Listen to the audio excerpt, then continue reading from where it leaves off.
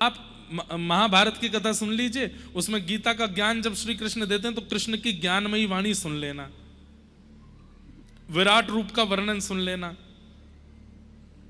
द्वारिका में कितने, एक दिन में हम और हमारे गुरुदेव जो हमको पढ़ाते हैं,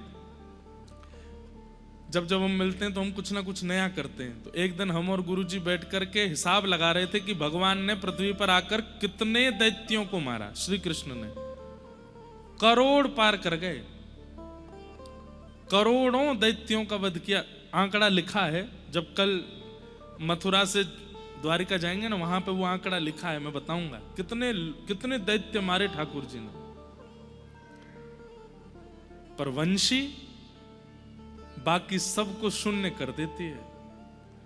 व्रज का रास 16,108 विवाहों पर पानी फेर देता है। गिरिराज धरण लीला द्वारिका लीला को फीका कर देती है।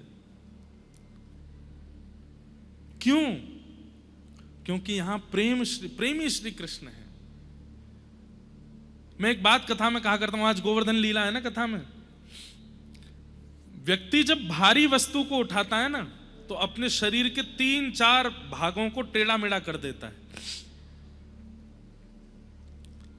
ये स्पीकर रखा, इसको उठाने के लिए मुझे घुटने टेढ़े करने पड़ेंगे, कमर टेढ़ी करनी पड़ेगी, हाथ भी उठाने पड़ेंगे, बहुत टेढ़ा मेढ़ा होकर के। और बड़ा वजन उठाते हैं तो बहुत फिर जोर लगा करके उसको धारण करते हैं।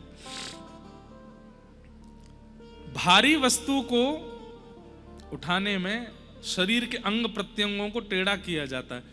पर अब ये है, इसको उठाने के लिए हमें कुछ नहीं करना पड़ा, उठ गया, क्योंकि भार नहीं है।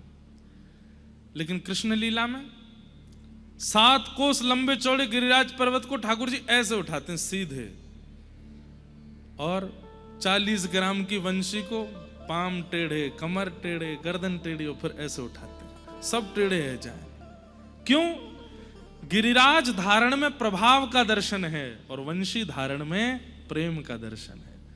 ठाकुर जी मानो टेढ़े क्यों खड़े हैं वंशी धारण में? ये हाथ पांव टेढ़े क्यों किए ठाकुर जी ने? ठाकुर जी कह रहे हैं मेरे अंग प्रत्यंग कोई के सामने ना झुकेंगे सिवाय प्रेम के।